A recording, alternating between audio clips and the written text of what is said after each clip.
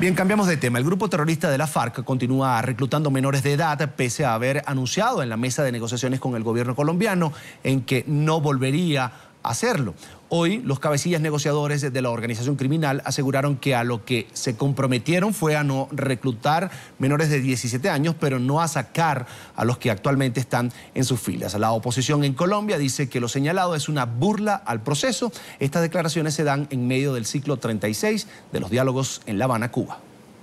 Infortunadas fueron las declaraciones del grupo terrorista de las FARC este sábado en Cuba, sede de las negociaciones de paz. En ningún caso se dijo que fuéramos a retirar de filas los menores de 17 años que ya habían ingresado, puesto que anterior a esa decisión los reglamentos de las FARC, en concordancia con las normas internacionales, estaban en la edad de 15 años.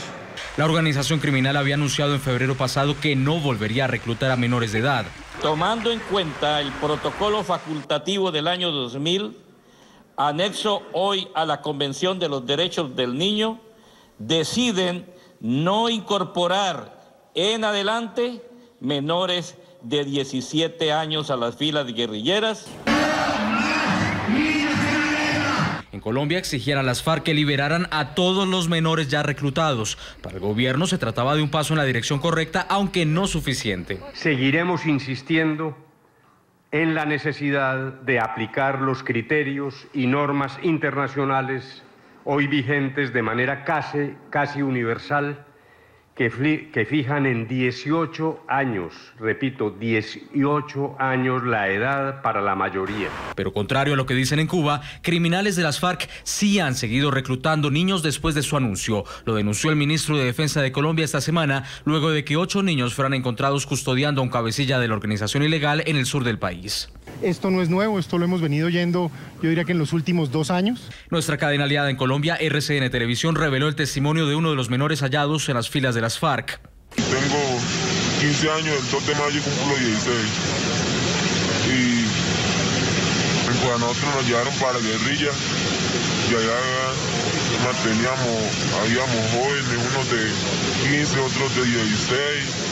Otros de 17 hasta 20 años nomás. La posición del grupo terrorista sobre el reclutamiento ilegal, considerado un crimen atroz, ha sido cuanto menos ambivalente. En 2012, recién iniciadas las conversaciones, esa organización justificó la presencia de adolescentes en sus filas. Entonces fíjense que son diferentes situaciones que le permiten a usted decir, bueno, a los 15 años ya la gente tiene derecho y posibilidades para definir. En ese caso, nosotros no los consideramos menores. Es la diferencia de óptica. El Ejército de Colombia, que esta semana denunció el reclutamiento de 7 niños por parte de las FARC en el noroccidente del país, afirmó que el grupo terrorista tiene en sus filas a por lo menos 2.000 menores de edad. Y quiero saludar al expresidente y actual senador colombiano por el Partido Centro Democrático, Álvaro Uribe Vélez, quien nos acompaña amablemente desde Cartagena de Indias. Gracias, presidente, por estar con nosotros. A ustedes muchísimas gracias, muy buenas tardes. Y mi saludo a todos los televidentes. Un placer, presidente. A pesar de lo ocurrido en Cauca, la muerte de estos 11 militares y del llamado, además de atención a los criminales de la FARC por parte del presidente Santos, quien exhortó a los terroristas a pedir perdón, pues ese perdón no vino la disculpa. Por el contrario, avanzan los diálogos de paz en La Habana. Y le pregunto, ¿vale la pena seguir sentados en la mesa con estos terroristas que al final dan muy pocas muestras de querer la paz para Colombia? Bueno, ¿cuál es la realidad? La realidad es que este grupo en los últimos años se ha rearmado, ha ganado una capacidad criminal que venía perdiendo hace 5 años y ha ganado una vocería política que le habíamos anulado como grupo terrorista. Ahora se discute el tema de los menores. Ellos siguen reclutando menores, ellos no liberan los menores reclutados, ellos siguen incrementando el narcotráfico, continúan asesinando soldados y policías, extorsionando colombianos, ampliando cultivos ilícitos. Yo creo que es muy difícil avanzar en un proceso de paz cuando el que avanza es el terrorismo en contra de la democracia colombiana. Por eso nosotros hemos dicho que se debe exigir ahora lo que el gobierno nunca quiso exigir para empezar el proceso, que este grupo cese totalmente sus actividades criminales, que eso sea verificable, que para que sea verificable este grupo se tenga que ubicar en un sitio, que no sea sitio de frontera, que no sea sitio de población civil, que sea de prudente área, que no sea sitio estratégico para la economía. Si se quiere, con vigilancia internacional, y que eso permite inferir que cualquier delito que se cometa por fuera de ese sitio ya no es imputable al grupo terrorista FARC. Nosotros hemos dicho que eso es urgente, que se deberían suspender los diálogos mientras eso se da, sin levantar la mesa. Mantengan la mesa, pero no avancen en el diálogo mientras se le da esa garantía a los colombianos. Si esa garantía la dan, pues puede haber paciencia para seguir la negociación y enmendar todo aquello que están negociando que afecta a la democracia, que afecta a la empresa privada, que puede postrar la economía colombiana. Presidente, fíjese, hoy los cabecillas negociadores de la FARC en La Habana hicieron una aclaratoria sobre el tema de la participación de niños en sus filas.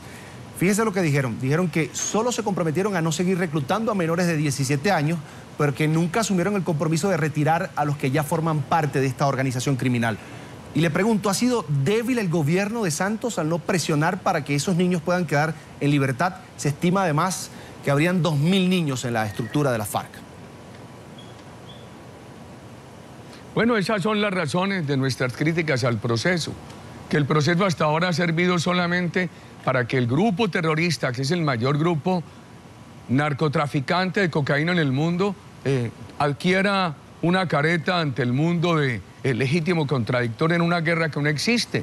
Porque aquí no existe una guerra, aquí existe un desafío narcoterrorista contra la democracia colombiana.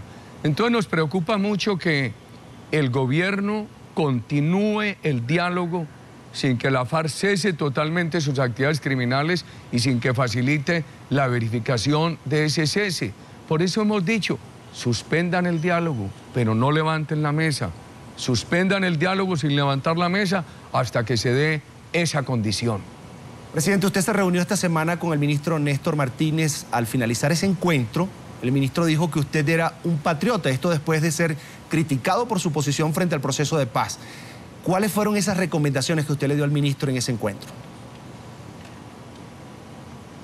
No, nosotros le expresamos al señor ministro en privado lo que le hemos venido diciendo a la opinión ciudadana y hemos venido repitiendo en el Congreso de la República, lo que ha dicho el director de nuestro partido, el excandidato doctor Oscar Iván Zuluaga, mis compañeros del Congreso y mi persona.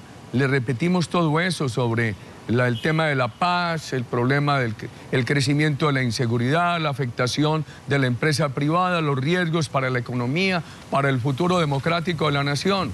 Franca, constructiva y amablemente le repetimos al señor ministro en privado lo que le venimos diciendo al país en público. Y agregué dos cositas, si usted me lo permite. ¿Cómo no, presidente? Adelante. ¿Aló? ¿Cómo no? Adelante. Sí, le agregué esto. Las Fuerzas Armadas de Colombia están muy desmotivadas porque este gobierno las ha nivelado con el terrorismo. Nosotros presentamos un proyecto de ley para que los policías y militares que están en la cárcel o lleguen a estar en la cárcel por operaciones legítimas autorizadas, por ejemplo, orden público, no puedan estar en la cárcel más de 5 años, que haya un alivio judicial. Eso no implicaría impunidad. Sería un gran alivio, ayudaría a regresarles la motivación que han perdido y sería un alivio independiente de las soluciones, de los acuerdos a los que llegue el gobierno con la guerrilla, porque un punto con el que no estamos de acuerdo es que el gobierno Santos se ha venido poniendo de igual a igual a las Fuerzas Armadas de Colombia, que son las Fuerzas Armadas, no de la dictadura, sino de la democracia, las ha venido poniendo de igual a igual con el terrorismo. Hace 15 días en un municipio aquí cercano a Cartagena, donde acudimos a las honras fúnebres de un soldado, me permití decir que el dolor del papá del soldado, de su familia, de la mamá, es tan profundo como el dolor de los familiares del civil asesinado. Agregaría esto desde el corazón. El dolor es igual en la familia. Trátese del asesinato de un civil, de un soldado, o de la baja que se le cause a un guerrillero. Por eso consideramos que no es ético que el gobierno avance en un diálogo en Cuba mientras aquí siguen matando soldados y policías y siguen con los menores secuestrados. Y además es otra violación ética, adicional a todas las que han cometido el terrorismo, porque sus cabecillas siguen dialogando en Cuba, pero los guerrilleros rasos en Colombia siguen exponiéndose a que los den de baja. Por eso nosotros insistimos que se necesita ese cese de actividades criminales, vigilado, con concentración, íntegro. Presidente Uribe, según el último estudio de opinión de la firma Gallup, el colombiano comienza a perder interés en la salida negociada con estos criminales de la FARC.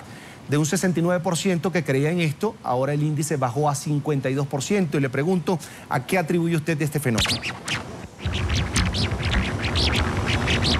Los colombianos creen que este proceso ha venido conduciendo a que haya mayor violencia, a que haya un protagonismo político injusto de grupos que son narcotraficantes y narcoterroristas, y hay dolor y hay preocupación. Por eso nosotros creemos que este proceso necesita que se le dé credibilidad, y esa propuesta nuestra creemos que le daría credibilidad al proceso que la ha venido perdiendo. Esta misma cuenta, presidente, habla de una caída del 14,8% en la popularidad del presidente Santos y un posicionamiento de Álvaro Uribe con 59%. ¿Dónde cree que está el punto de quiebre, presidente? Yo soy muy mal analista de encuestas. Cuando me salen buenas digo, hay que trabajar para que no se caigan. Y cuando me salen malas digo, hay que trabajar para bregar a subirlas. Yo creo que esto no tiene que ser un tema de encuestas, sino un tema de consecuencia, un tema de coherencia. Mis compañeros en el Centro Democrático y mi persona, con errores y aciertos, trabajamos todos los días, pero con amor a Colombia, sin cólera, pero con convicciones firmes, pensando en el bienestar del país. Le sigo preguntando por esta medición, pues de la que resalto un dato curioso. Los partidos políticos y el sistema judicial colombiano tienen en este momento una desaprobación de 79%. Y le pregunto, ¿se está perdiendo la institucionalidad en Colombia?